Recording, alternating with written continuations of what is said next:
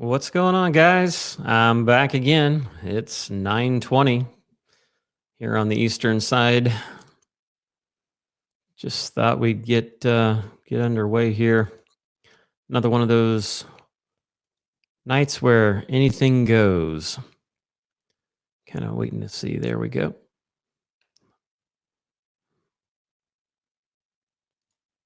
All right, so we got that there. Looks like we got a few different people here. All right, no video. Yeah, you should have video, not yet. Yep, there we go. Hey, Sterling, what's going on, buddy? It's good to see you back again. Who else we got out there? HVAC Grandpa, I need to get in touch with you. I'm kind of curious about your story and stuff. Kind of know a little bit more about you and stuff. Actually, I suppose you could just tell us. Are you in the field now still, or are you completely retired? Or I mean, any day now, any year now, I could end up becoming a grandpa anymore nowadays. It doesn't have to be somebody very old anymore nowadays. So got 9 people out there slowly come strolling in here. Kind of curious how everyone. We started a little confused. Yeah, basically, I had somebody lined up, kinda, and just tonight's not a good night. So I figured we'll just go ahead and get started. We'll start with you guys and see what y'all did for through the week and how things went. And I'm on call, so I had a call already earlier today, and I had one last night. I had one come in right after we got done eating, and went there and ended up being low on charge. Ended up finding another walk-in freezer on the same circuit as the one that was down or not working very well, and so we had to isolate that and stuff. So that kind of made for an interesting evening. Ended up getting it up and going. And then earlier today, I had one too. Ended up being a HVAC call on the no cooling side for the kitchen, and ended up recording that. So I got to produce that thing fairly quickly. It's pretty straight and to the point, so it shouldn't take too long to edit it down. Sterling, he's my son actually. He was the YouTuber before I ended up getting into it, so he enjoys kind of helping out and things as far as moderating and things like that. So he's kind of just helping out there. I tried getting him in the field, but he has no interest, unfortunately, getting into it. So he's in sales. He'd be great in HVAC sales. At least get him into something would be kind of nice, but not at this time. So maybe someday. Even tried to get my daughter into it, and no on that one too. So go figure. So how's everyone tonight? Everything going better now? Things starting to clear up a little bit. Business picking up, getting warmer out there. HVAC apprentice worked on a blast chiller. Had no idea what was going on. Dude, it's the only way to learn. Basically, it's just an oversized compressor and unit. So it tries to freeze it down quick as possible to seal in the freshness. Basically, it's to dumb it down. That's basically all it is, just an oversized unit. And it overcomes that high heat load and just brings her down to temperature really quickly. So all the same principles and regular ideas all apply. So no big deal. So that's cool. And so 65 hours, holy mackerel. Yeah, I'm nowhere near that kind of crazy busy schedule. Luckily, we're 45, something like that. Nothing humongo crazy yet, and basically can't complain. It'll get crazier here as it goes along. Cool, Mr. Strohs. That's cool, man. Ain't nothing wrong with the apartment complex stuff. It's got a wide range of different things to do. Definitely check out Lex's dirty jobs. Gosh, what was it? Yeah, I'm sure he's got a really good channel, and he's a apartment maintenance guy, and he does all kinds of stuff, everything from windows and HVAC and doors and you name it, man. And he's got a really cool story too. If you watch it, he's got quite a few different videos on how his life on the road was with the band and stuff. That was really cool. It's kind of neat to kind of find out, a little more about those people out there and things like that, and get to know them. And that's kind of a lot of what these nightly Saturday night live deals are all about. Um, Basically, just talk about whatever. I'm in the process of trying to get different YouTube creators and stuff on here. Everyone's got such busy schedules, and I just kind of picked a Saturday night out of the blue. Probably will eventually maybe get changed. I'm not certain yet, because especially with summer, as it gets more busy, I'm figuring it's going to be even more hectic unless we go later. And for the people on the east side, like myself, that can be a little difficult, I believe. So I don't want to make it too late for those folks. And but yeah, I'm just kind of curious here and stuff like that. Um, what do you got here? So, like I said, I recorded a video today. Had a no cooling, basically blowing fuse. So we'll be posting that up. I also got a couple other small things here and there. Um, just a little bit of everything, really. Just didn't have time to get anything out on Saturday or on Thursday, and basically I got to get one out there. Yeah, we're going to get hit high in the mid 80s tomorrow and Monday, and of course I'm on call for Monday also. Humidity, I don't believe is quite that high, but that definitely could suck. Oh wow, that's hurtful. Yeah, we're all disappointment. That's great. Yeah, gotta love your kids out there. So I don't know. I'm kind of curious about HVAC Grandpa. You want to come on here? I can send you a link, man. Come on. We could do some information on running a business, stuff like that. I'd be interested to get your point of view, kind of find out where you're from, stuff like that. Are you interested in that? If you are, I can drop the link down below. Matter of fact, we can just drop it right there and hit her and send. Basically, just click on that. If you got a phone, that'll work. Don't really need the headphones. So far, that's been pretty much a disaster every time we've tried that. So, yeah, not a humongo deal there with that. Yeah, dirty maintenance channel. Lex's dirty maintenance channel. There we go. I think that was what it. Lex Vance. Yep, awesome dude. Yep. That was his name. Didn't mean to butcher it out there and stuff, but hey, what's going on, Residential Basics, man? What's going on? You guys been busy too? Cool, man. I'm glad you enjoyed that video there on the PTAC unit. Ended up doing that one, like I said, last Saturday, and it took a little longer than what I figured it was going to, especially when the compressor didn't want to have no oil come out, and anything else kind of took a little bit of time. Try to figure out what's going on. If I started doing them more often, I definitely could whip them out a lot quicker. But like I said in the video, it was like my first one doing that. I mean, for the most part, it's just kind of curious, to show some of the different things where some of the parts were at, what you had to yank out, what you didn't have to yank out and stuff. So, it's the only reason why I posted it. Plus, we're just, a lot of maintenances, a lot of things like that. Not a whole lot major going on. But yeah, HVAC Grandpa, if you want, click on that link there, man. It'd be great to come on here. So, basically, what else do we got going on out there? You guys work picking up yet? I haven't heard anything back on that yet. I'm assuming it's getting warmer for some people. Some people already are warm. HVAC School is talking about tools tonight. Cool.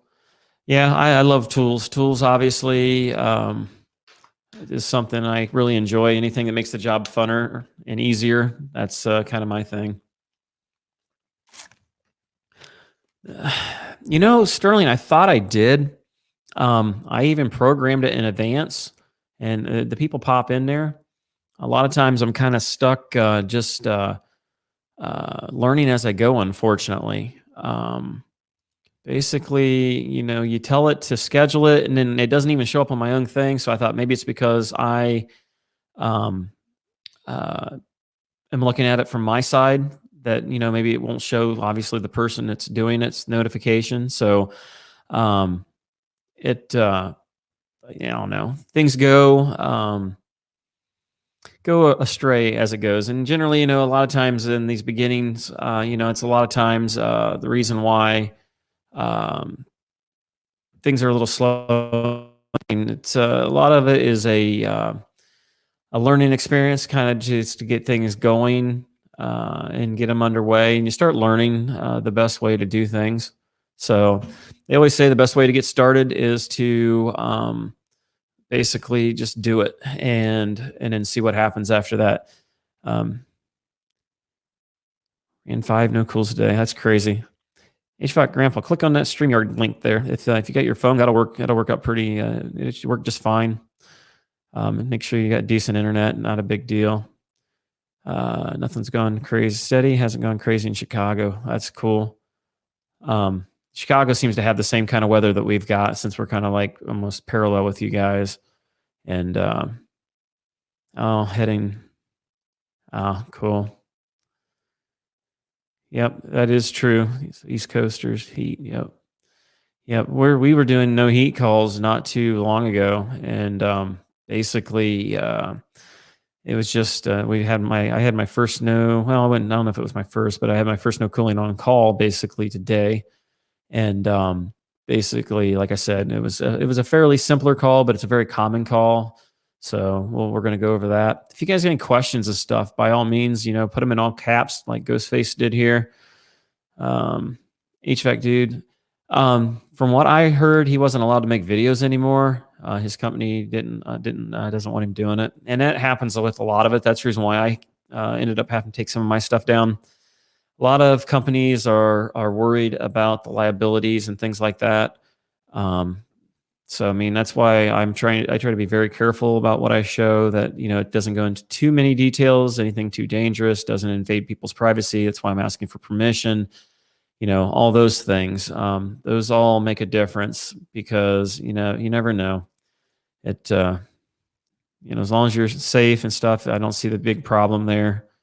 But yeah, by all means, drop some things down here in the comment box, some questions for me. Give me a place to go with this thing. Basically, like I said, I tried recruiting people in advance. I was going to have CSC refrigeration on. He was busy tonight. It was a 50-50 chance, and he had things going on tonight. So I double checked with him around 8 o'clock our time, and it wasn't going to work out. So, it's just a matter of trying to get schedules worked out and stuff. So it's not a big deal. The big thing is just trying to keep it new, fresh, and interesting. But, if you can help me out, throw some questions in down below there. Anything you guys got for me. Last week, I kind of went all over the subject matter of a little everything, and basically covered just about everything I could think of at the moment. So, yeah, I forget when one of you is the one that asked for CSC. And so that's why I went after. If there's somebody else you guys would like to see me bring on here, throw their names down below, because, maybe it's somebody I'm not watching currently, or whatever the case, throw it in down below. So, anybody get any new toys, any new detectors, any new HVAC stuff? Maybe related, not related. I've been reviewing and kind of getting footage of the Detect Stratus, or Infocon Stratus. Basically, kind of trying it out, trying to get familiarized with it. I've been comparing it against the Detect Select, which I had purchased about 3 weeks prior to getting it, and basically, I've been comparing them both back to back, along with the H10 Pro. And to say the least, the battery life is really good on it. I couldn't get them to send me a new one. They sent me a reconditioned one. So I don't know if it's a little bit of an issue with that. They sent me a second one, and I'm having a few issues with it also. Just basically, I'm not seeing the a lot quicker notifications than what the Select is doing. And then far as the H10, I mean, when it comes to R22, there's nothing pretty much out there that will compete with it for the most part for 22. It's like way off the charts. And then for 410A and stuff like that, that's when they all kind of get a little shady. Favorite tool in my arsenal. I mean, obviously, my drill is one of the things I use the most. I mean, I was a Bosch guy for the longest time. The Bosch held up better than the Milwaukee Fuel, which it's already been swapped out. And then basically, I love my meters, which, you know, got different ones, different flukes. As far as the temperature gauge and stuff, I just picked up the infrared thing not too long ago. Haven't had a chance really to show a lot of that stuff. Basically, my leak detector, I mean, that's one of the things that, you know, because I do a lot of refrigeration, basically, it's one of those things that makes a pretty big, it makes a big deal in my day. Because if I can find the leaks quickly, it basically makes me more efficient and less likely to get a call back. Rick, is it me or the 500 micron requirement a bit unrealistic? I've never been able to get it on big equipment. I use 3/8 hoses. That's all I can get. No, if you're pulling on the compressor and it had refrigerant and potentially things in the oil, refrigerant in the oil, this is where the bigger hoses come in handy, even on these little dinky reach-in things that I'm doing. You know, everyone says it's overkill and all this stuff, but I can have both monster hoses on there on both sides, valve cores removed. And, you know, they say you can't pull the moisture out of POE oil. And I mean, I can pull for a good long duration. And there's times where if I wouldn't have had the bigger hoses and I was sitting there trying to do it with 1/4 inch hoses, there's no way in the world I get down there. And 3/8 hoses, they made a big difference over the 1/4 inch. So, I mean, that made a humongous difference. That was a big upgrade for me. And then when I did the big blue hose, I just did one at first. And literally, I thought maybe it was just another gimmick. And if you watch my video, I'm all excited like a freaking kid in the candy store. And that was real excitement. I really was surprised and happy that, you know, I didn't waste my money. So that's what I showed there on that. If my wife is watching, I'd love to have another water. For some reason, as usual, I completely zonked out on water again. What else do we got here? Am I going to replace the 550s this year? Mary said he hated them. I emailed Testo. They emailed me about something. I don't even know why they emailed me, but I said, hey, you know, I kind of emailed you guys and you didn't act like you cared about what I had to say. So I said, I ranted about you guys on my video, you know, giving them an opportunity to kind of justify why they told me one price for a new control board. And then when it was time to actually need it, they priced it so high that it wasn't even worth fixing the 557s. So as of right now, I mean, I have the 550s. I've got the Field Peeps probes, and I've got the analog set, and I've got other analogs. They just aren't in the truck. I do miss having a second digital set there, but I mean, the probes do a really good job. I'm pretty happy with them. They do a pretty, and they got so many cool uses to where, you know, you can sit there and watch as you're making adjustments to the refrigerant charge. Is it changing the delta T and things like that? Yeah, overnight. You know, like I did one video, I haven't showed it yet, and basically we were pulling. One guy was pulling 3/8 hoses, and I was running my big blue ones, True Blues, and we got down pretty close. Now he was pulling his micron gauge on the pump itself. I was pulling on the system, so his numbers came down a little bit quicker because he was reading more off his vacuum pump. But basically.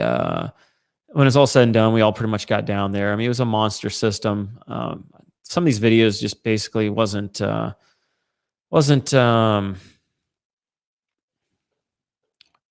take us near as long as what I would have figured. X-Tech, great poor man's to the Fluke 52. Hey, Joe's. Yeah, on my Fluke 52, I bought it on eBay. I got it on there. It was missing the rubber housing, which I ended up buying that from Fluke for like 50 some dollars. But the thing was like immaculate condition. So I have an X-Tech Megger. So, I mean, I don't have all Fluke. I don't drink all the Fluke Kool-Aid. So, yeah, there's nothing wrong with X-Tech. They've got some stuff that's pretty expensive. And I was checking out the Navac analog. Actually, I was looking at the digitals they had. I was kind of curious about that. And yeah, definitely Shannon, field pieces, customer service, anything that, isn't, quite right. They usually do something to try to make things better.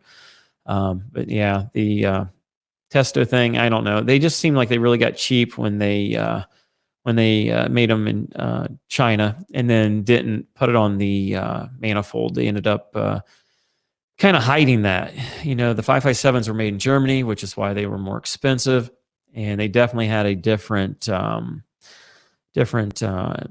sensor inside of it. So, oh wow, the dogs come. Cool. Here comes my lovely wife with a little something to drink. Awesome. Thank you. Love you. Excuse me and thank you. So, what do we got here? So she must be watching. Hey, at least I got one person up there watching me. Let's see here. Give the man a beer. No kidding. I deserve it. I definitely deserve it. Let's see here. Yeah, Sterling, that's crazy. I would think that you would be able to buy whatever you want, but I suppose there's some weird import things going on. And it's always interesting to see what some of these other guys use in these other countries. Sterling there's got a few different videos. He was doing a couple boilers and stuff. If you search him on YouTube, you'll find his channel and stuff. And he does some different things. That's some of the equipment's a little different than what we see around here. I've worked on one of the boilers that they got over there. It was kind of interesting. Everything was in Celsius, which sucks, but surprisingly, you couldn't change it over. But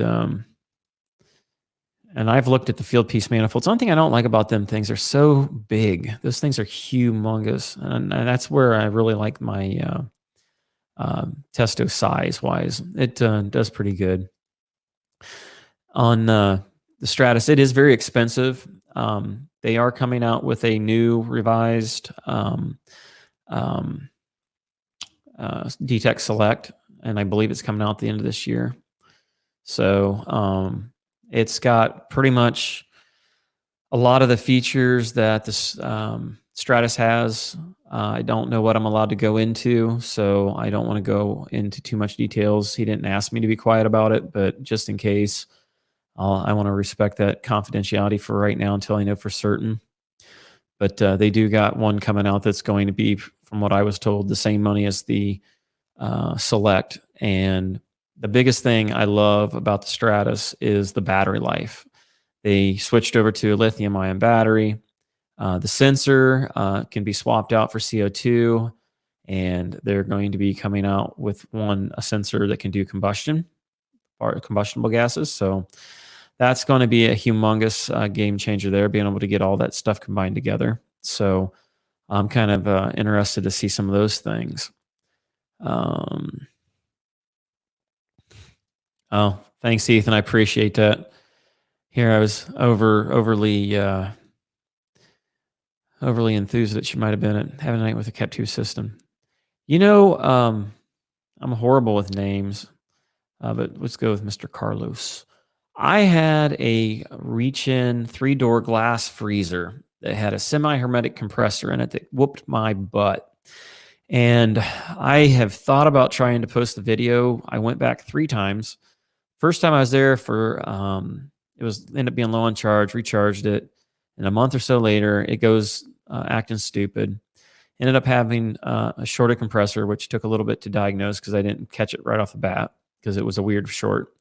And then I go back and change the compressor, flush it out, put in a new cap tube, all this stuff. And my suction pressure was super, super low. I mean, stupid, super low, like 8 pounds when I weighed in the refrigerant. And I put in the exact capillary tube that it took. I used flush, which I'm going to stop probably using that now because I have a feeling it might have done some of the problems I was having. And I could have swore you did. So, but basically, ended up overcharging it to push the suction up a little higher, which, obviously you shouldn't have to do. Called True. They didn't have nothing for me. Ended up going back a few weeks later because it was working. I just wasn't happy. Hey, cool. Hey, vlogger. I appreciate that, man. Email me so I can get a direct link to you because I don't think I have a great way to get a hold of you, and throw your number in there, man. I'll send you mine. That way we can communicate a little easier. Um, Vlogger, if you want to come on, dude, here's the freaking link, man. I didn't have anything really in particular prepared. I mean, it was just the usual get to know you type thing. I think people like it when they kind of get to see us without all the glam, if you want to call it that, fixing something.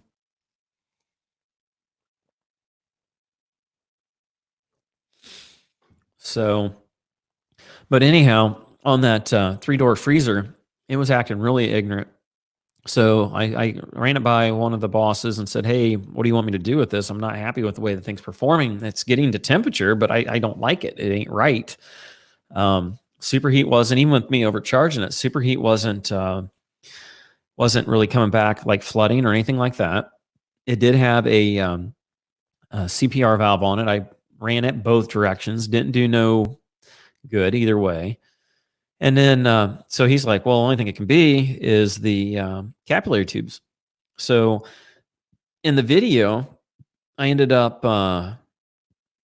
going into the accumulator, which is in there, a big old copper piece. I got my drill out, drilled a hole in the bottom of it, got some oil out of it, brazed that back over, changed the capillary tubes, put it all back together, and started up again. And the suction pressure was still fairly low, which really irritated me. So I called True, and this time I must have got somebody different because I'm like, "Guys, come on, man. We got a compressor, a cap tube, an evaporator, condenser, and a freaking CPR valve. What the hell's the problem here? Give me some where to go with this thing. It shouldn't be running a freaking 8-pound suction." And I said, even when I overcharged it, it came up. Well, come to find out, and I don't know if they were just humoring me or what, but they said with a semi-hermetic compressor that it would run a little bit lower and the pressures were supposedly real close, which kind of sucks because it's like, why didn't you tell me that to begin with? And if you've ever spoke with True, they don't have any books for any of their equipment. They don't have anything to give you to show you what normal pressures and temperatures and delta T splits are and your superheats and subcoolings and all that crap. They don't give you nothing on any of that stuff. And so, as far as going into the programming of their modules, as far as their defrost controls, all that's almost a pain in the butt to get. So, and I've even asked them, "Do you guys have a class that we can come out to the school or something?" And it doesn't really sound like they do.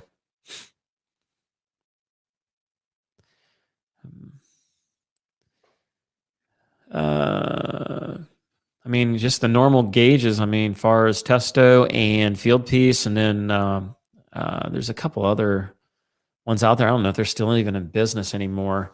As far as different manifold sets there. So yeah, Vlogger's got a crap load of new merchandise. He's got shirts and stickers and all kinds of cool stuff. So definitely a pretty cool thing going on. Vlogger too on my email. It's just the same name. It's HVAC R, all one word, survival, all one word, at gmail.com. Just email me that and I'll give all that to you. Throw your phone number in there and I can text you all that stuff too. May make it a little easier to do that. Train short orifice manifolds. Do I have experience clearing train short orifice manifolds? We talking about like the fixed orifices like Carrier uses? If so, no. We sell some train stuff. I mean, Carrier's our primary thing, but if people request the train stuff, we'll sell it. And I don't have a problem with train. It's not bad stuff at all. I've been through some of their Voyager classes and got some of their books. One of my videos I did basically had some different tricks and stuff on setting up the manifold. I need to post that video because that got a lot of feedback. People really enjoyed some of the different negative pressure gas valve readings and stuff that I had. But no, I don't have any experience on that. Um, the halide torch there, Mr. Residential Basics, was pretty much going out when I was coming in.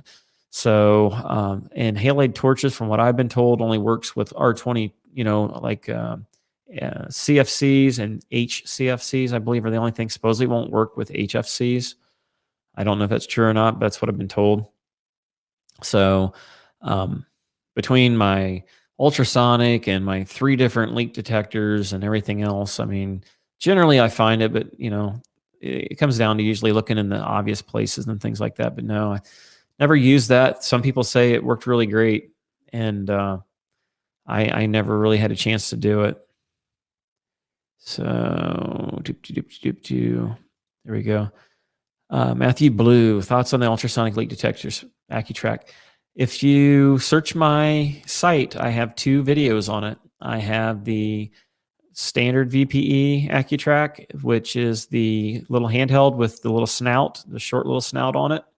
And then I have the gooseneck, and I did both. And I've got video of it in action. On the second video, which has the voiceover and was a little bit more professional sounding and stuff like that, that one there, I literally had some footage that I found later after making the first video that literally I was able to find a leak in a Linux 410A system rooftop unit. And I was inside there with the evaporator, and I was outside, and I literally was able to hear the leak in 4 different spots, and the H10 was barely picking it up. And few of the yeah, so yeah, right there. So this one right here is what you're talking about. Basically, I'm thinking about selling this one just because I have the other one now, and they're both the same sensitivity. So this one here is a little cheaper. I think normally they're like $450 area. They're made in America. They run on a 9-volt battery. Make sure I got my phone number blocked here. Just runs on a regular 9-volt battery. And I don't have anything. I mean, it literally can hear when you're rubbing your fingers together like this, you literally can hear that from a distance away. If you're sitting there and you hold it here and blink your eye, you can literally hear your eye blink. It's kind of crazy. What's up, North, man? What's going on there? We could use a little North action there. Maybe North will come on here and help me out. Need somebody to help keep the conversation going a little bit. But yeah, on that ultrasonic, Matthew, just check that out. I may sell this one. Like I said, I'll probably throw it on eBay. I'll probably start out at maybe $250. I think that was about what I paid for it. So I'd like to try to at least break even on it. If things in mint condition, there is not a scratch on it. I don't use it very often.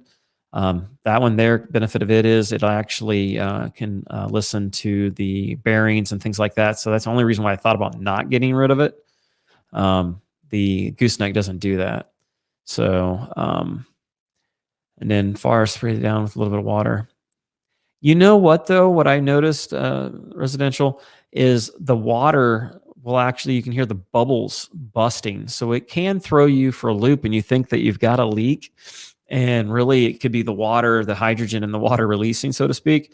And basically, it can trick you. When I first started using it, I walked around a big old split system. It was, I think, probably 20 plus ton, and I thought I had leaks in multiple different places, and here it was the water from the coils kind of dripping down, and basically it kind of threw me for a loop.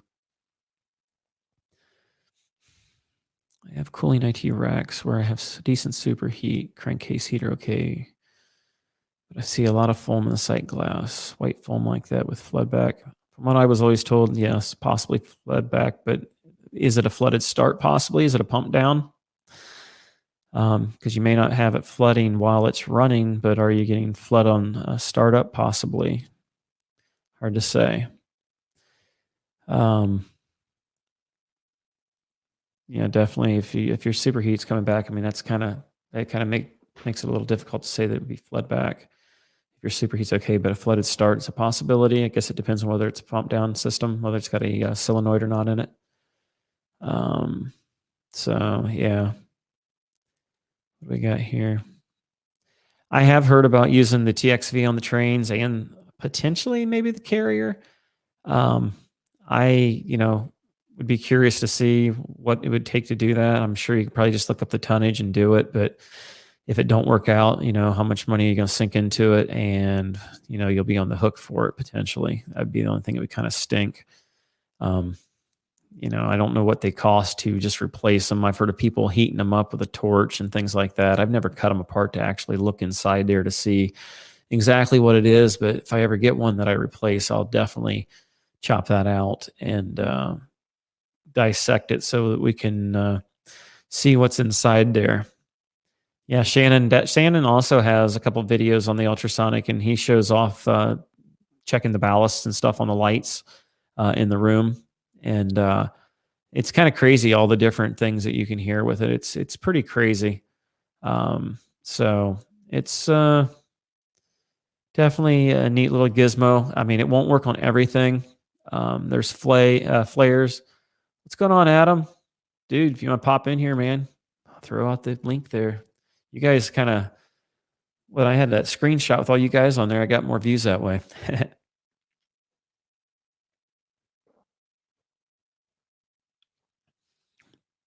Problem is, this orange stuff has got makes you thirstier, unfortunately. That's cool, North. It's there, man. Just click on it. So, how's things going over there for you, Adam? They going pretty good? I know you had a few things posted and stuff on Facebook and stuff not too long ago.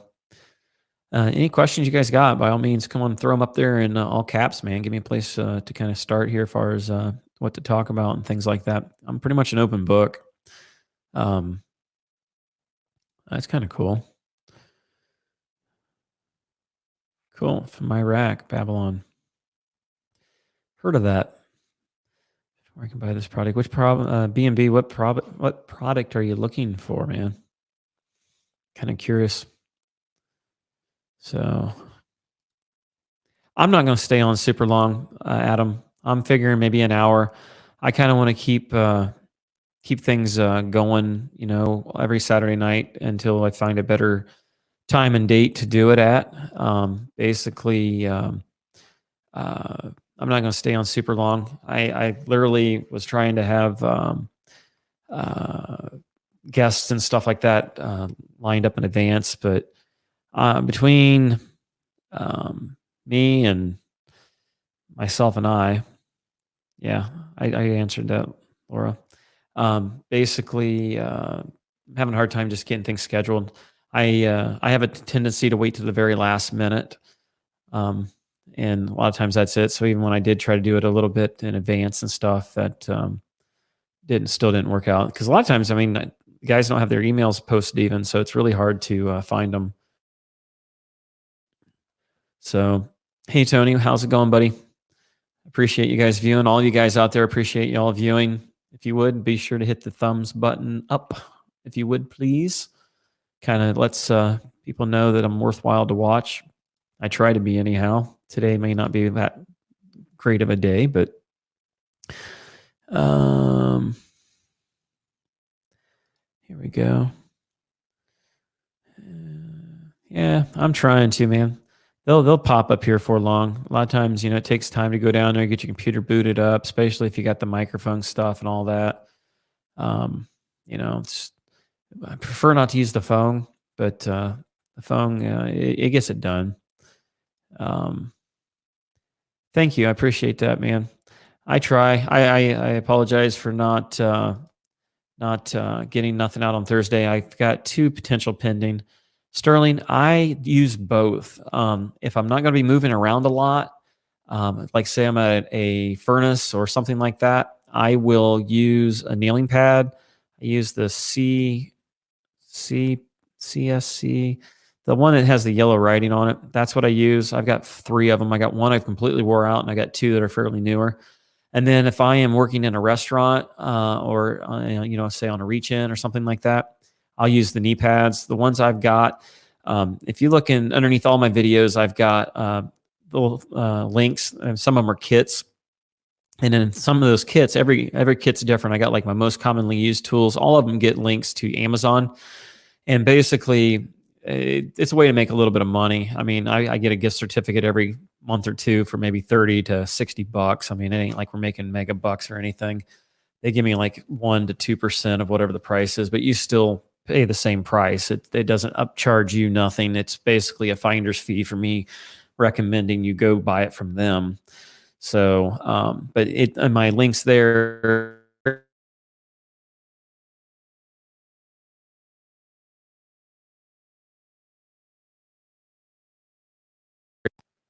Wow, something just completely froze me up there. That was some crazy crap. I'm going to pause this one here so it's not eating up any bandwidth there. I don't think it had anything to do with it. Make sure this iPad here is not doing anything stupid. But yeah, it's not good. CLC, yeah, that's it. Yep, that is exactly it. As far as the it moved on me. There we go. As far as the knee pads, I use the No Cries. They're on Amazon also.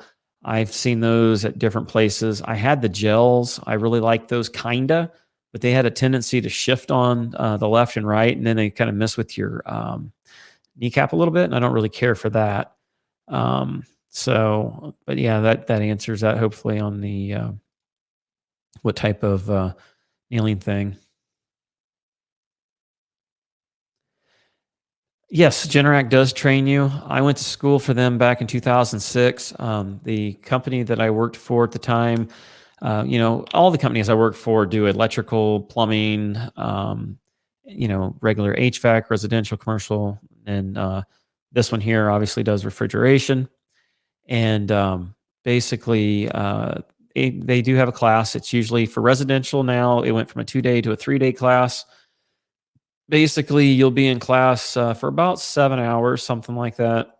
They feed you. If you go to Generac out there in Wisconsin, basically, I thought was better, but I did one locally too, and that one was pretty good because the guy that was teaching it does the really big stuff, the industrial generators. So residential was really cake work for him. So I've learned some few things off of him. So yeah, Generac will train you on it. You don't get rich working off of their warranty stuff. Everything's flat rate, so to speak, or they give you so many, basically flat rate. So they'll tell you how long they will give you to change a starter, and they'll give you a couple different trip charges and stuff like that, and things like that. Have I ever heard about meters catching condensation from getting in and out of walk-in freezers, shorting out, or even blowing up when test voltage? I think I've heard of some of those things. Go back to your category, 3 and 4 type meters. If you watch some of Fluke's stuff, they'll show a couple of the meters exploding. And you're going to have that more often, maybe when you get into the 480. So 480 doesn't like anything close to it. So that's I could see it possibly doing that. Luckily, I mean, I'm pretty aware of my meters because if I get water in it, I'm not going to be happy because it's going to screw my stuff up. Yeah, I've heard of the pants that have that the stuff built into the knees. Yeah, Amazon can be high on some stuff. Some stuff they're not. It really just depends. So it's up and down. Joe's got fancy pants. That's kind of funny. So throw out some more questions for me out there, please. Give me something to answer here. I'll scroll back up here and see if there's anything else that I'm possibly missing. And then Adam and Joe, if you guys want to pop in here, that's cool too, man. Hey, Thunder Juice, bring him on. Hey, what's going on, man? How's it going? Not too bad. How's things going for you? Pretty good. Your wife helped me out yesterday. I heard that. She was telling you about the problems with Chrome. Yeah. I was like stumped because I was trying it earlier and everything seemed to be okay, like without streaming. And then as soon as, we went on, it was crazy. So Yeah. Yeah, that ticked me off so much because I was sitting there talking with, I think was it you guys when we had HVAC or quality HVAC on. I'm pretty sure it was you guys. Yeah. Yeah, and that's exactly what happened. Happened to me, and that just plain sucked. Uh, where's old North at there? He looked like he was going to hop on there too.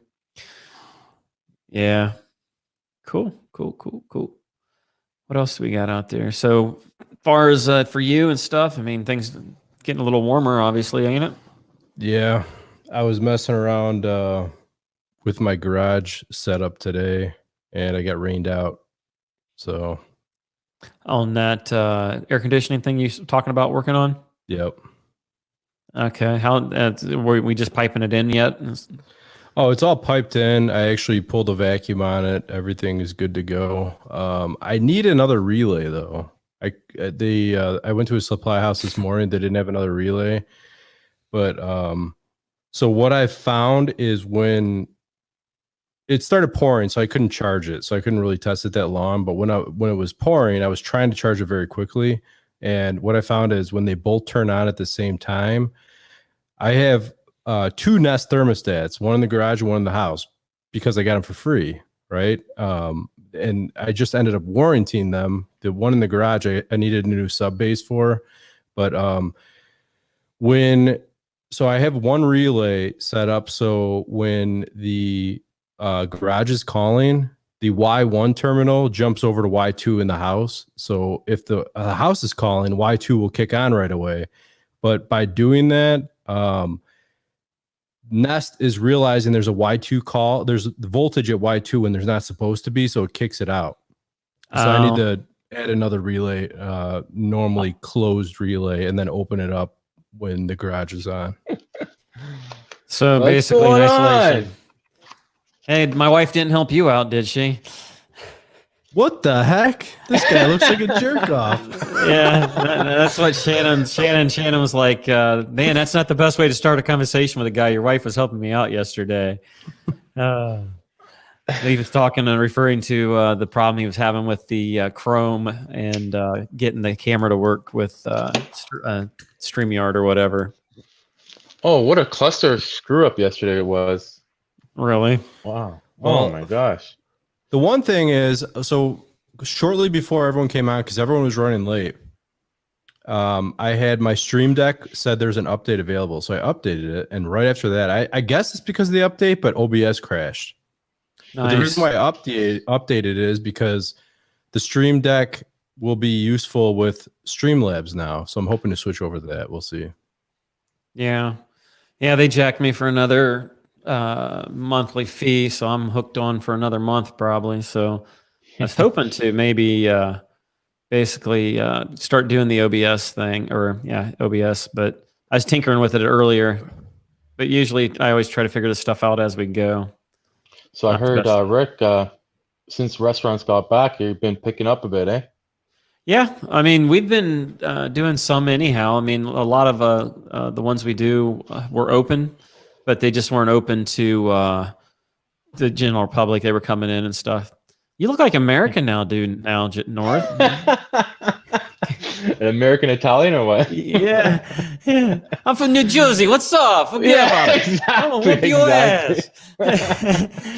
I can imagine what people are saying in the chat, but I don't have it open. But He looked like Bin Laden the last time, and now he comes in. Forget about it. Forget about it. Yeah. Low charge. Forget about it. What's the matter with you? You got a problem with me? Do I make you laugh? I make you laugh? You think that's funny? So yeah, it's all good. I just posted. I don't know if you ever got this, Rick, on any water cooled condensing units. Some units, what I see is they put a flow switch on the water side, and I like to call out engineers because they like to call us out and give us a little trouble sometimes. So we were talking about this on our show yesterday, and the flow switch this is the second time it happened. I'm getting a bad red alarm, and it won't work. First of all, second of all, it's the customer doesn't want to see that. Anyways, it shows up everywhere.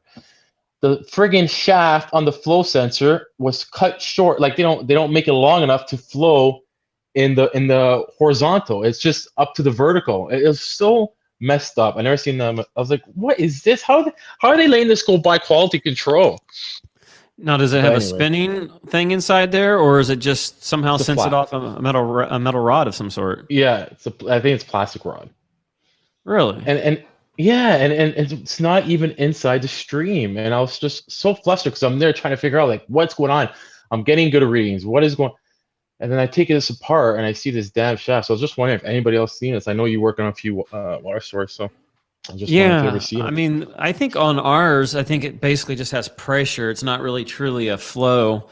Yeah, That's on like say the Climate Master and stuff. But that's um, right. yeah, the now like I do some Navion water heaters, which they are a nightmare. They're made in Korea and they don't give you a service manual for them, so they require you to call them. For And I'm like, everything. well, Yeah, what? right. Yeah, I'm like, well, what if I have a problem freaking after hours? He goes, we're open till midnight. I'm like, really? Yeah. I'm like, dang, dude. I mean, Have you ever had to change one of their three-way valves Adam loves Navian. on the combi units? no, I try to stay away from it. I hate plumbing, like I was saying last week, and I try to stay away from them. But where I was at before, I had to do plumbing. So, I mean, we'd get on night service. The plumbers weren't on call like they are where I'm at now. So we'd have to go out and sometimes have to figure out, usually back in the first generation that I started working on, they had problems with the flow switch getting plugged up. They had problems with a few other different issues, but they seem to have fixed a lot of that. It's funny you say that. Sorry to cut you off. It's funny you say plumbing because up here we are plumbers don't they touch them, but it's predominantly HVAC, and especially for service, they ain't going near that. It's the HVAC field that takes care of that stuff, the boilers or anything like that. So it's pretty crazy how the plumber side of your business. It really depends because I mean, even like with me doing generators, I mean, we got electricians and they know their stuff on that, as far as the codes and all the stuff that I don't necessarily know. But when you get into the technical of the generator, as far as all the little things that would go on, a lot of them don't want to know about it. So no, you're right. And it kind of goes along with what we do. I mean, we just fix stuff. I mean, just so happens that it happens to be you're gonna need an adapter. You broke my concentration. I don't even know what I'm gonna say. Electrical and generators. Electrical. No. Guys. Oh, okay. Yeah, they don't usually want to learn about all that stuff. So no, she was wanting to plug in the headphones into the mixer there. Yeah, that's right. Going to number 2. I was talking with Adam about this too. Controls is a different breed. If you could get down your controls and all that wiring, it's a good niche to be in. Because a lot of guys don't want to get involved and just it's a little difficult. You know what I mean? Yeah. So we were talking about this last night after the show. I said that early on when I worked for my dad, I remember like the first like difficult to set up thermostat, which I laugh at now. At the time it was like all thermostats were easy, right? And then the Vision Pro came out and you had all the settings that you had to go through in the back end to set up the Vision Pro.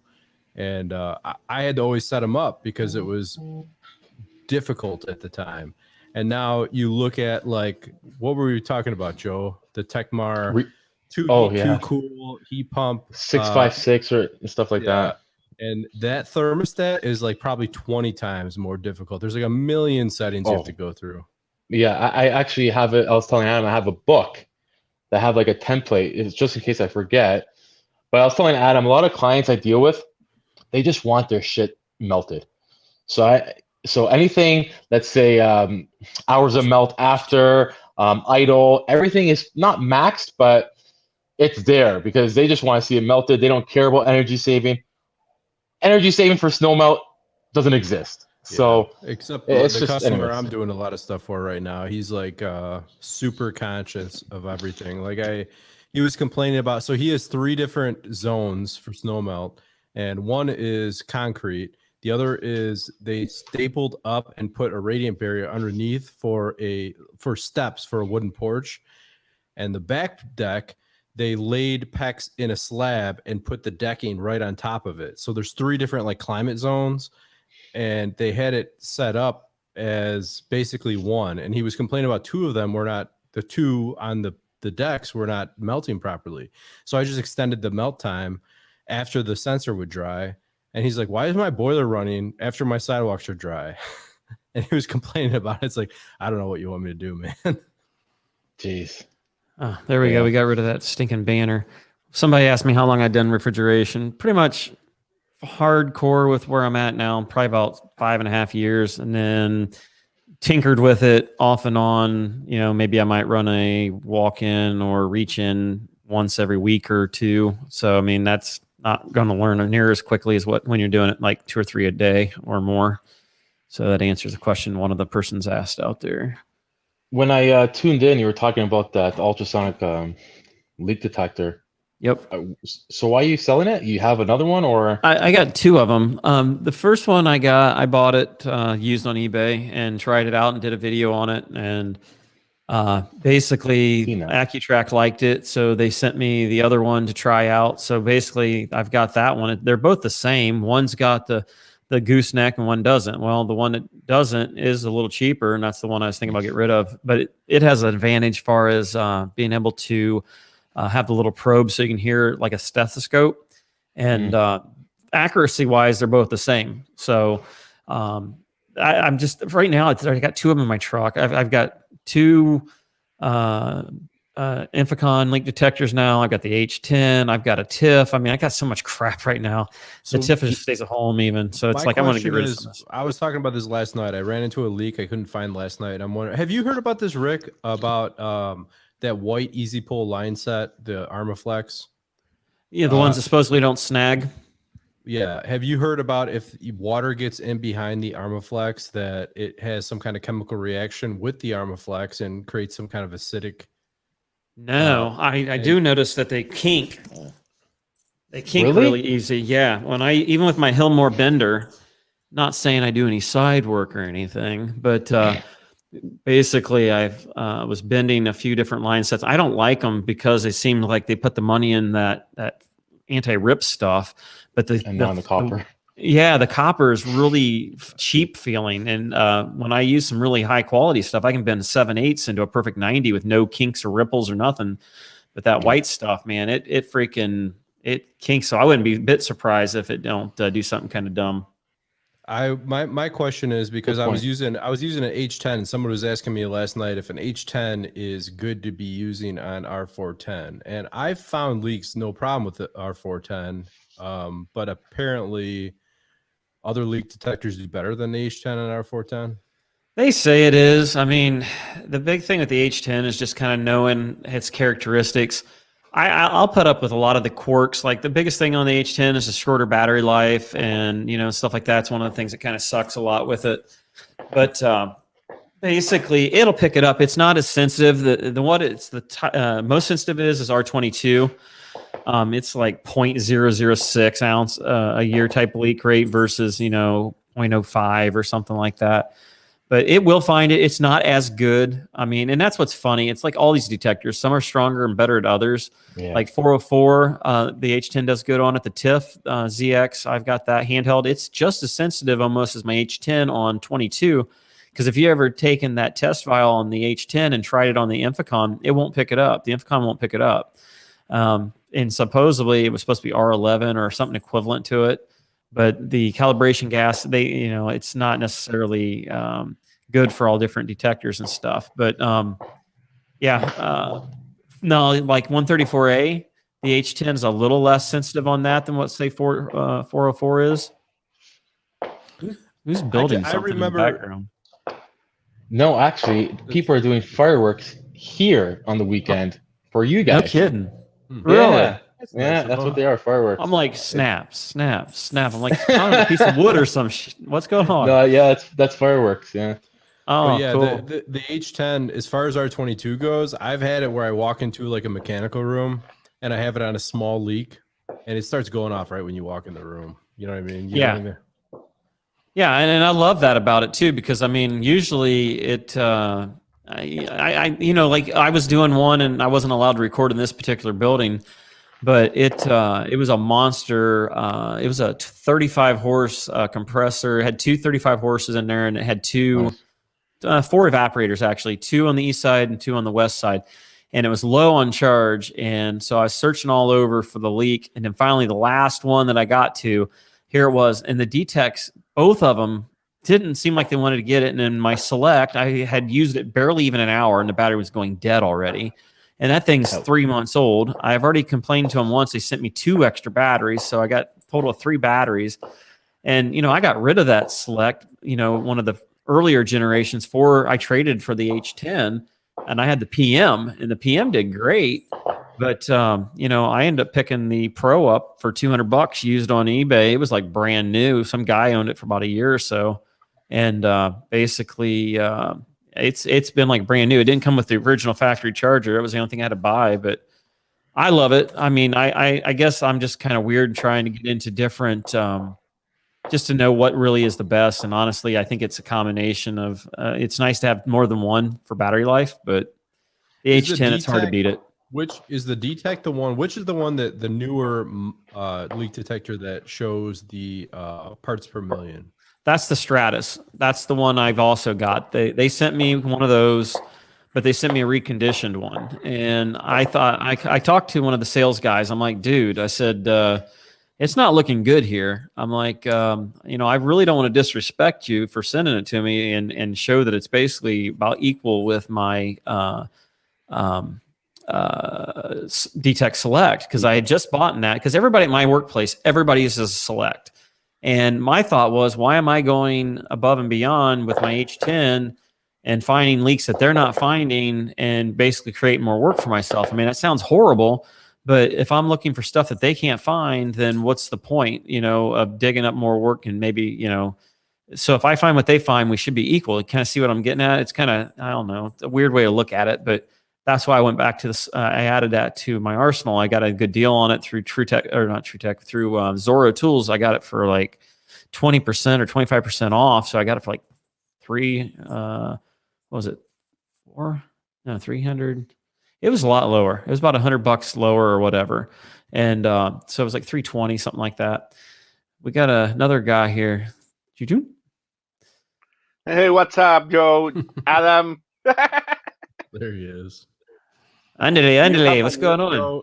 Joe, you're muted. I was saying live from Mexico. Hey, Yamo.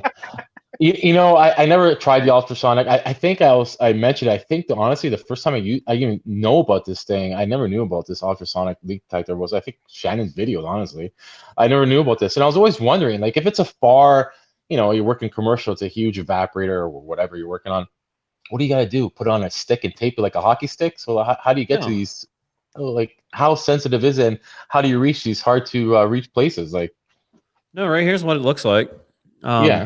Basically, you turn it on, and now, granted, I don't have headphones plugged into this, but it's sensing my teeth grinding. Yeah, I'm kind of just making a sis noise. But watch this. I mean, that's gotcha. Picking that up. So it's really sensitive. Wow. Yeah. Watch my eye blink. Didn't pick that up, I don't think. Yeah, you can hear it though. There's times where it does great. There's times where it doesn't do great. Like on flare fittings on a leak like that, it doesn't hear it a lot of times. It needs a jagged edge. So if it's got like a flare where it basically would be just kind of leaking out from under it, it may not make that hissy noise, and it's not turbulent. That's not going. It's not going to hear that. So, and that's like with any of my reviews and stuff, whether, I got it for free or whatever the case, I'm not going to lie for them. I'm going to basically say, hey, you got to learn the tool, because that's the biggest thing with that one there. If you don't learn it, you're not going to like it and you're going to hate it. But it takes some getting used to it. In a kitchen, the noises are different, the clanging of noises and stuff, but you're like so desperate to find that leak that all of a sudden they make a noise that's kind of weird and similar to it. So you're like, oh, shoot. So you stop, you back up, and you go back and forth a couple times, and you do or don't hear it. And then you're, and you learn it. And it's just like anything. I mean, it works better outside, but it will work inside.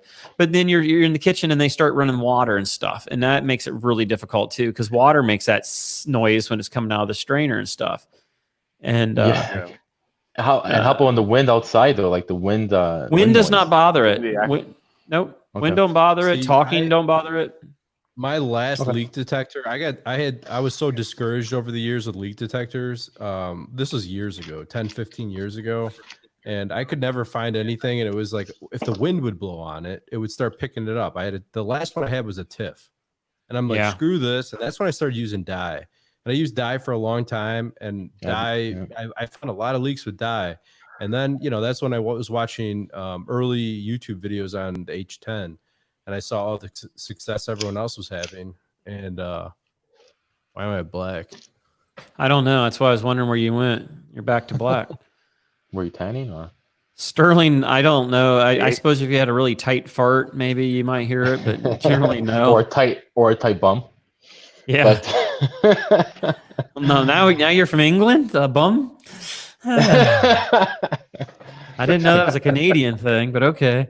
Yeah. Well, how do you guys say it? Your butt.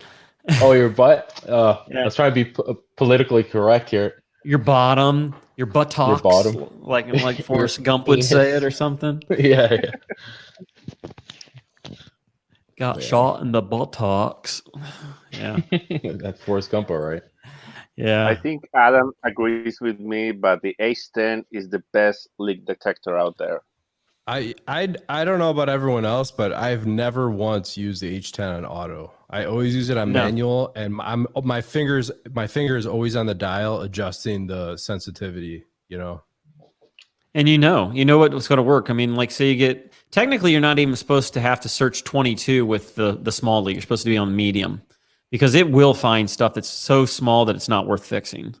And I'll sometimes switch on that. It's supposed to be for small. It's supposed to be for anything that's HFC or whatever.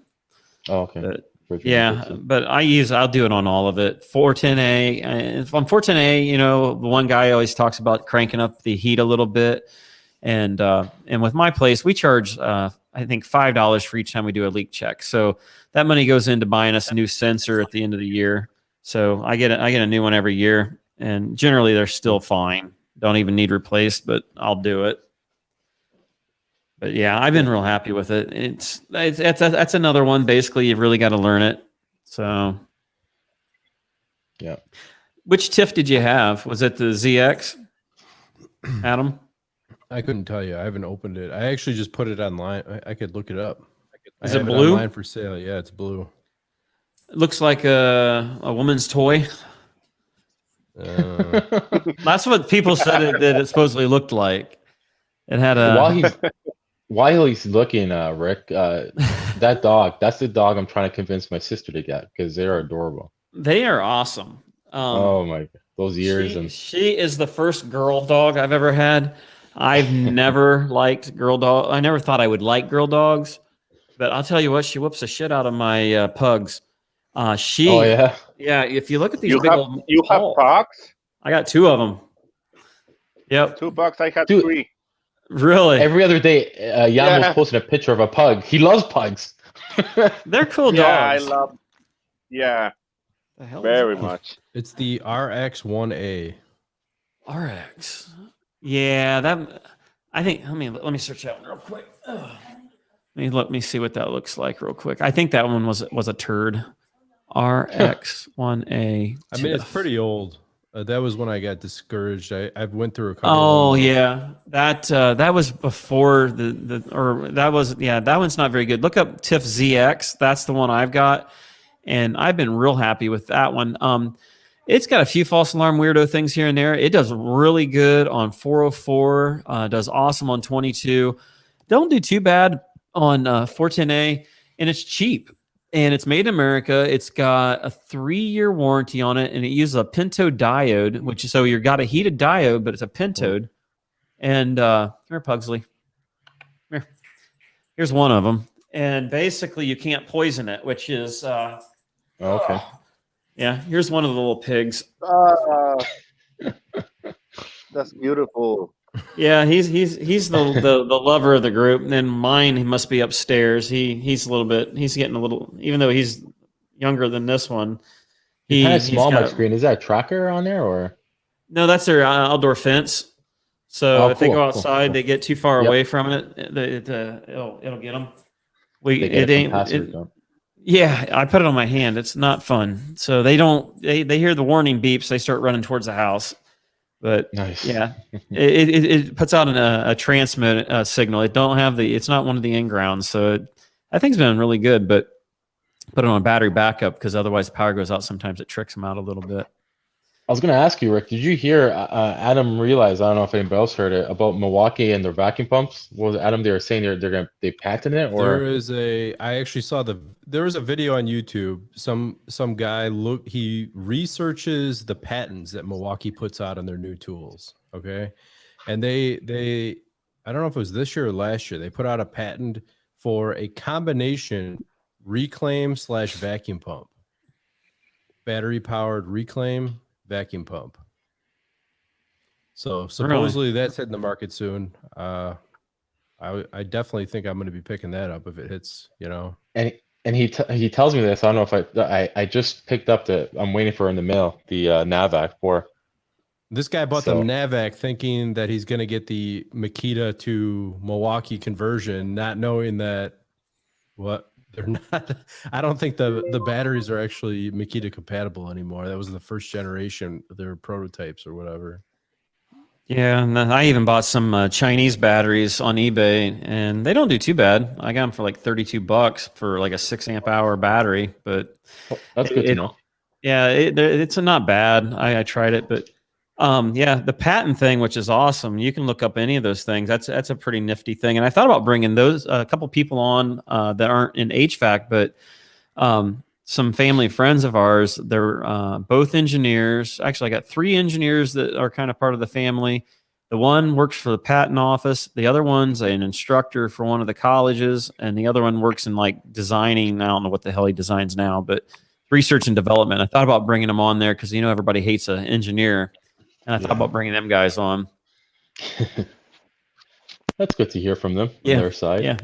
It's not, they ain't HVAC people, but I mean, they can at least kind of, go into some of the ins and outs of the patents, and they can go into why things are the way they are. A lot of times it's not their decision. It's dictated by the people in the office that they need to cut the corners and costs and things like that. Yeah. Jeffrey asks, my boss told me that the H10 will still find the leak when it's not calibrated. Is that true? The way you calibrate it is basically you turn the heater up, and I like to drag mine across fairly quickly across the little calibration gas. Yeah, I don't like to hold it on there. I literally like to drag it across it like that. I don't leave it stay on it. And if it hits the middle, that's technically where it's supposed to be at. If you're hitting red, it's technically a little too hot, which is going to wear out your sensor. Because now the problem with the H10 or any heated diode is the chemical makeup on the diode. Basically, every time it gets a hard hit, it starts to burn up the material that is stuck to the heater element. So it eventually will start to lose sensitivity to certain refrigerants, which is why Infocon came out with the infrared, was because they claimed that they were losing sensitivity to the 410A, and that was why they claimed theirs was better on 410A. And I don't know. I suppose it's possibly true, but I mean, I've used some sensors that were really super old, and they still freaking was catching everything for the most part. 410A is just a hard refrigerant to pick up. Just that's all there is to it, for me anyhow. So that answers that on that H10 question there. I'm dreading this one going back. I mean, I couldn't find it anywhere on the coil, the evaporator, the condenser, checked the pressure switches, checked every connection, can't find it anywhere. I really think it's in the line set. I think something in the line set, the cheap freaking Chinese line sets. Oh, and that's the one you were talking about, possibly the weirdo stuff going on in it? Yeah. I had something similar to that. It was a mini split. And I checked everything at the unit and at the evaporator, couldn't find nothing. And then finally, I turned the H10 on and started like sticking it up above the ceiling in different spots, and finally found it. And it ended up being in the freaking line set, which was inaccessible. So we ended up having to run a new one, some external.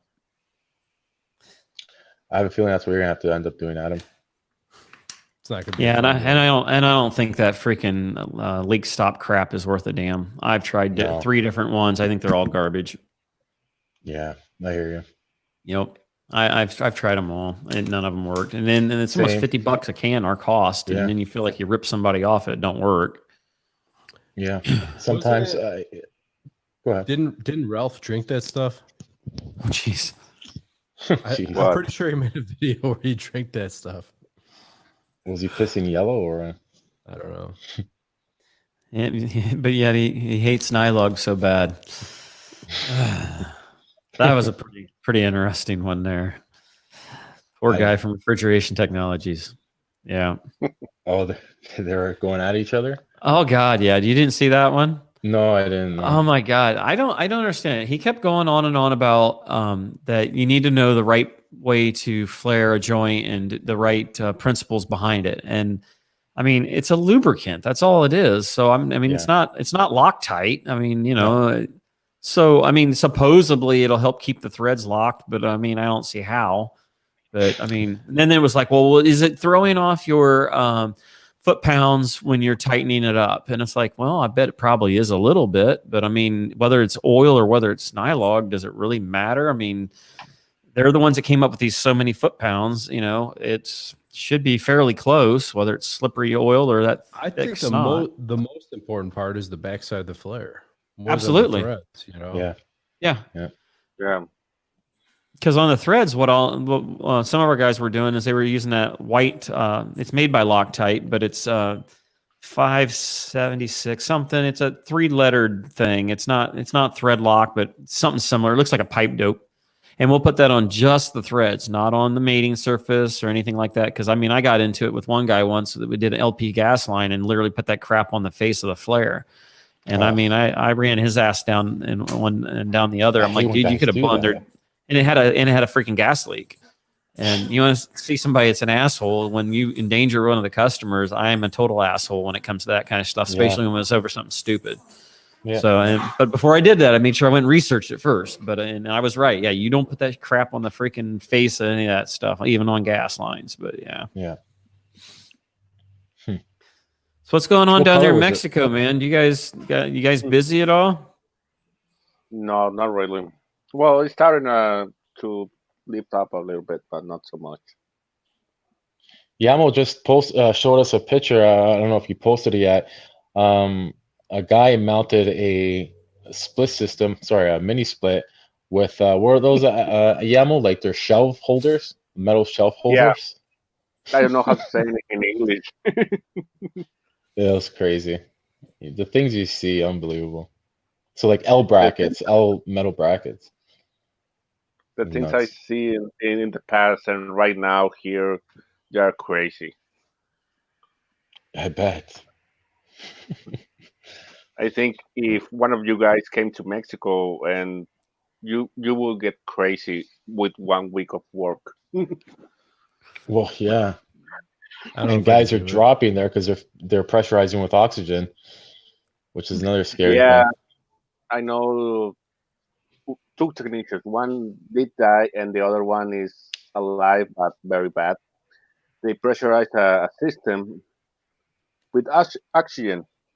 The one that didn't die pressurized a condenser unit. I think it was a 5-ton with oxygen, and the condenser blew up on his face. And the other one was a walk-in freezer. He on his attempt to find a leak, put oxygen, and the indoor unit blow. Wow.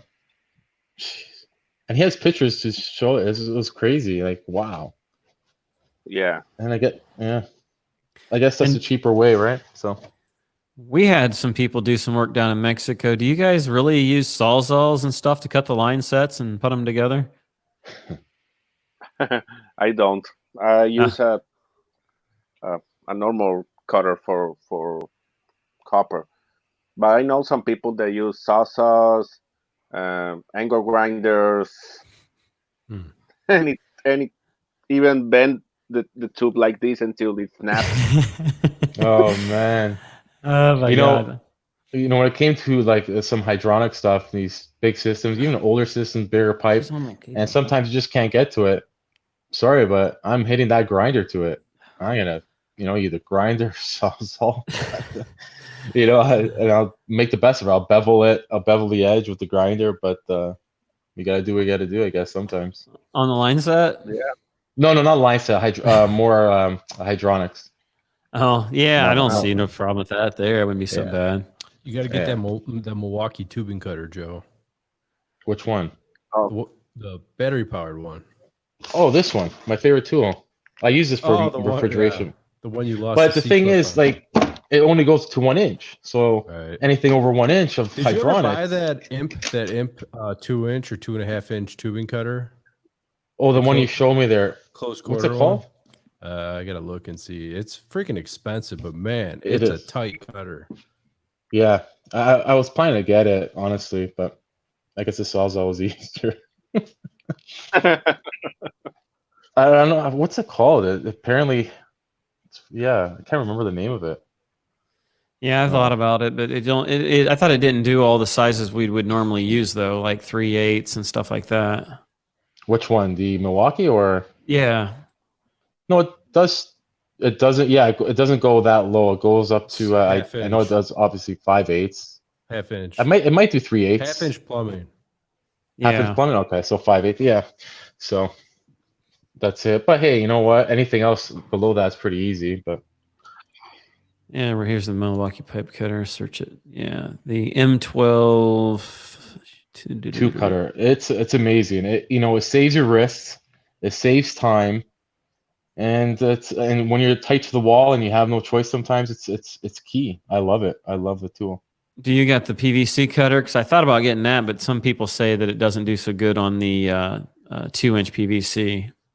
Like it makes it on it. Really? I know it makes it on angle. I was using it for a bit on other guys, and especially with the weather change too. Sometimes I heard with the weather, it's not the greatest on colder weather. But yeah, like it'll egg shape it, and then they have a hard time pushing it together. That's right. Yeah. I mean, I'm kind of like new into the Milwaukee thing. I just recently got the 18-volt stuff. I got the shop vac, the blower. I got the weed whacker and the tree trimmer thingy, and that's kind of cool. No way. Nice. Yeah. That tubing cutter I was talking about is the Wheeler Rex 4992. That's what it was. Wheeler Rex. Yeah, look that up. It's pretty neat. It's badass. It looks badass, and it's a short. It's a what's it called? I don't know how to explain that. It's like a short, stubby thing, but it's like an imp. It's like most 2-inch tubing cutters are huge. They stick off at you can't get them around things, and this just like fits right around the pipe. Yeah, $140, $139 at Home Depot. Well, Home Depot carries them. Yeah. Oh. At least that's what this one here shows. There's a company. I looked it up online. There's a company called TrueFetch.com or ToolFetch.com. Really? I got a lot of stuff through Zorro Tools, which is a division of Grainger, and surprisingly, they sell stuff pretty cheap. They'll have some crazy sales where they have, you can always get 15% for just signing up, but then you can get sometimes 20 and 25% based off certain categories and things like that. So it's pretty cool. See. So what are you guys doing tonight? Anything exciting? No, not at all. Not at all. Are you guys still locked down up there in Canada? They did this phase 1 lift, so anything storefront or street front is allowed to be open. But other than that, you can't be open. And they obviously opened up golf courses, but gyms, no. Anything that's like not storefront, you can't be open. What about in Mexico? Do you guys shut down anything down there at all? Yeah, here the bars, the churches, gyms, commercial plazas or malls are closed. Yeah. We don't sell beer right now, so the people is going crazy over beer, and also they're selling it very expensive, like a small can. They're selling it at like about $4 or $5 American. Why aren't they selling beer, Yamo? We have a thing that we call ley seca. In translation to English, is like a dry law. Nobody is allowed to sell or buy beer. Only during this time? Yeah, only during this time. The problem is that this time it started like on the 1st of March and until now. So that's a problem. You don't want to condone drinkers or alcoholics, but you know, people are gonna get sick, and people need their alcohol, and they're just accustomed to it. That's weird. I don't know. It's pretty harsh. I don't know. Yesterday, the Mexican government authorized the Heineken Group to sell beer for 1 day, and I Mm, saw like a 1 block line to buy beer or a convenience store. wow. No kidding. Of And course. there was people like older men, women with children, everything. So wow, I bet right? filling up Ah, carts. Bill, who in the Huh. f are these guys? Hey, Bill. Hey, Bill, if you are listening, come on in. We have room for you. I gave him the link right there. Entra, Thunder Bill. juice. Tenemos lugar para ti. Yeah, there He you go. he also Yep. speaks Spanish. He's Yeah. learning, right? Yeah, actually, his wife is Mexican, Yeah, yeah. but his wife That's doesn't good. have It's always any good to. enough patience. Enough patience. What are your plans Vlogger. this weekend, Rick?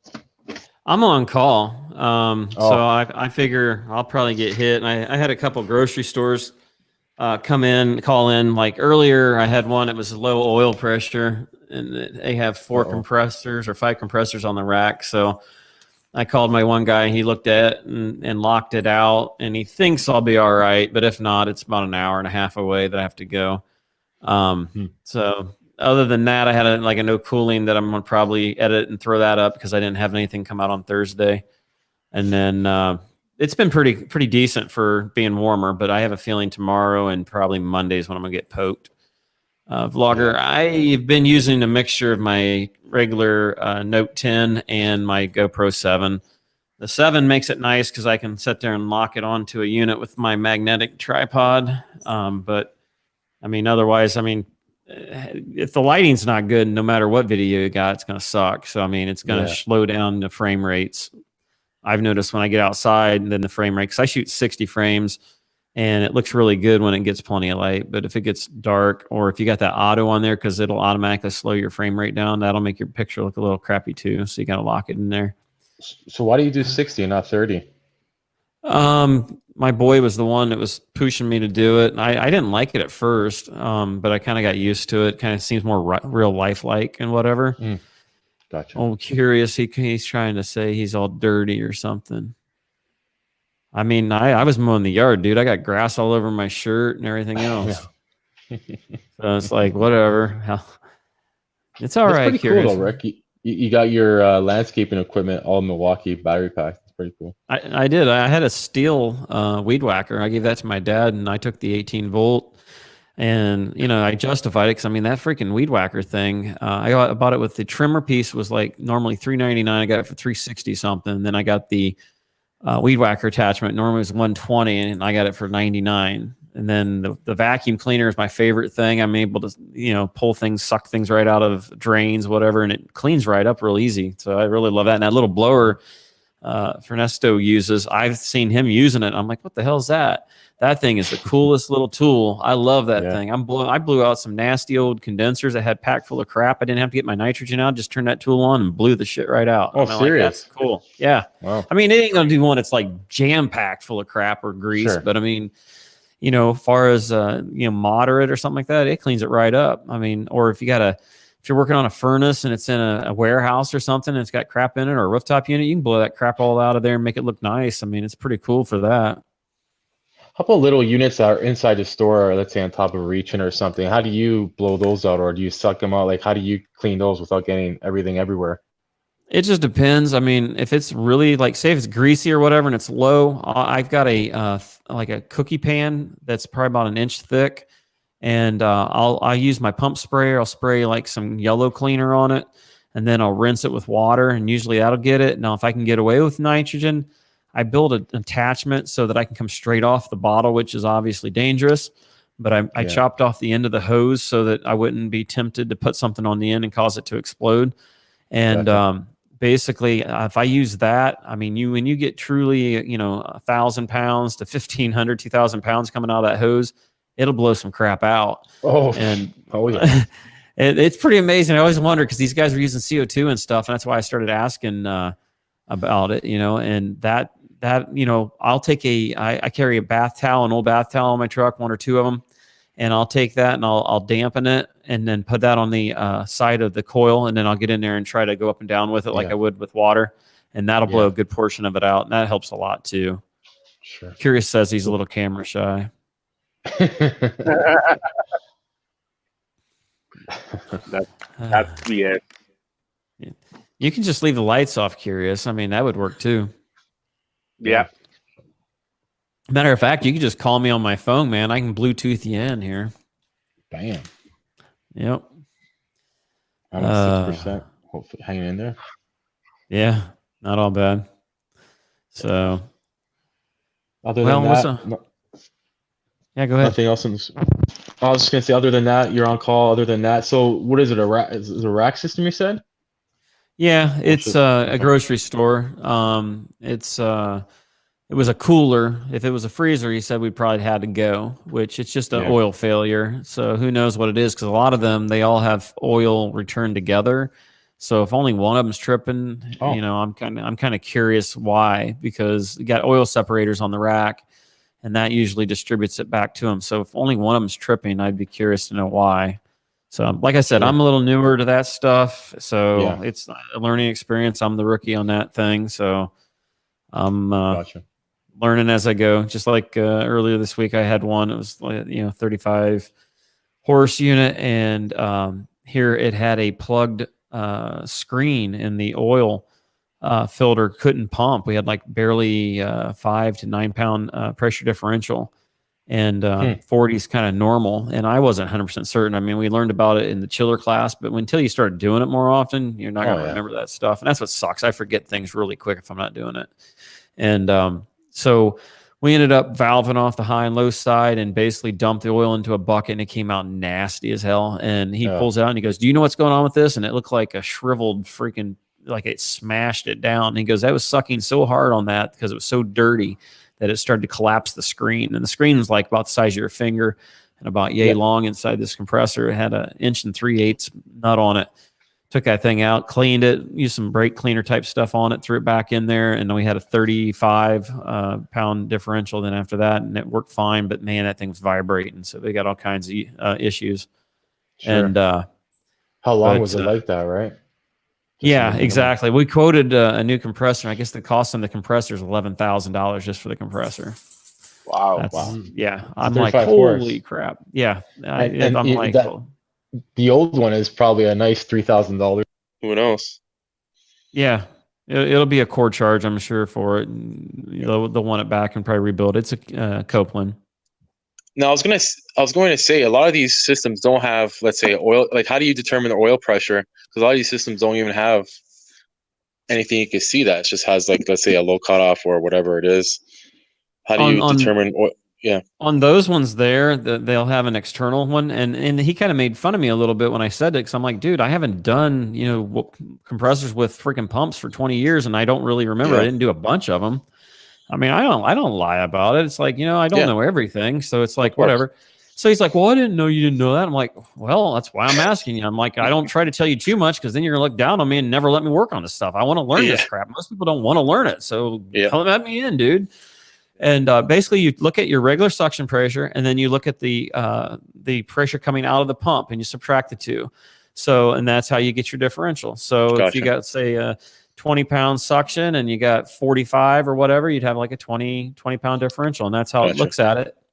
And basically, they got electronic ones and they got mechanical ones, and it looks at that, and supposedly it drops out, I think, about 9 pounds. But like I said, I'm not real. I don't know all the things ins and outs on it. I mean, somebody that's in the field for that stuff would probably think I'm stupid, but I just till you start doing a bunch of them. We were talking about this yesterday as well. Like, HVAC is it's so broad. Like, there's so much you could do and avenues you could do in HVAC, and that's what makes it actually interesting field. because there's so much you could do in it, and it's just impossible to know everything. But that's what makes a guy like a savvy tech, like you know a little bit of everything. You're a good dude. You're worth it. You know what I mean? Yeah, I mean that's what I love about it. I mean, Yeah. you know, the wife's spinal cord stimulator thing I was talking about. The lady from the rep that was selling it and stuff was like, "What the hell? You know, what do you do?" Because I'm like, I asked her. I said, "How does it trick the brain? How does the brain not learn?" Because you know, the body is usually smart. If you just use painkillers and stuff, the body will learn the pattern and eventually find it. So I said, "How does this machine find way to continue tricking the body?" And she goes, what she started describing, I said, "That sounds like pulse width modulation." She's like, "That's exactly what it is. How did you know?" I'm like, "We use it to control motors." You know, I'm like, yeah. She's like, "Are you looking for a job?" I'm like, "Well, not really, but you know," I'm like, HVAC's interesting thing, man. So she found it to be kind of interesting. So, and I asked a bunch of other questions. I'm like, "Well, how many milliamp batteries it got, you know, and what's the charge rate? And what if it catches on fire inside of her body? Do I need to slice this thing out of her? I mean, what do we do here, you know?" So I kind of got her laughing a little bit on some of that stuff, but yeah. Joe is nice and frozen. I was going to say, I thought things sounded a little funny. Yeah, he is frozen. Look at him. Well, they probably ration the Canadian internet up there. Mexico even got some more bandwidth than Canadians got. He has bad Wi-Fi in his house. Oh, there he went. It's time to move from Canada to Mexico, man. They got better internet down there, man. Yeah, the internet is better, but my computer sucks.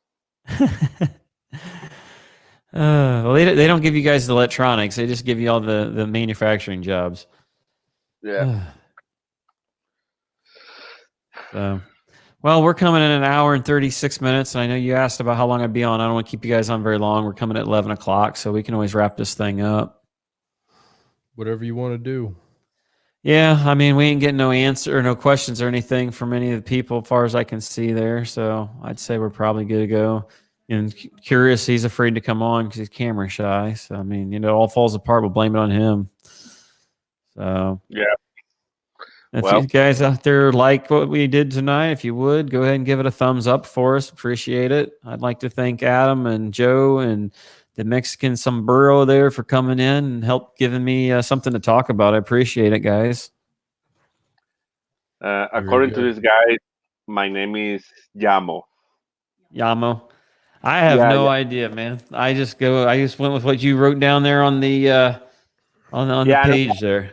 Yeah, no problem, man. I just wanted to tell you. That's all. Oh, yeah. I think so. That I've seen that before. My memory. I'm really horrible with names. I don't even read the customer name because I won't remember it. They could tell me what it is and I'll forget it in less than 2 seconds. Yeah, me too. Curious. No, I ain't pushing nothing on Facebook because all I got is my personal account and I don't put any of this on there with my personal account. I suppose I could try to make a business account. I made one the last time and it was a pain in the butt to try to do it. And it became more hassle because next thing you know, Facebook starts combining your personal with your other one. And it's too difficult to do. So, but like I said, I really appreciate you guys coming on, helping me out here, getting things going. And, we're going to go ahead and wrap it up. So if you guys are out there, if you would give it a thumbs up, if you would, and we're going to go ahead and wrap it up. But like I said, I appreciate you guys coming in tonight. All right. Thanks for having us. Not a problem. Catch you guys later. Toodles.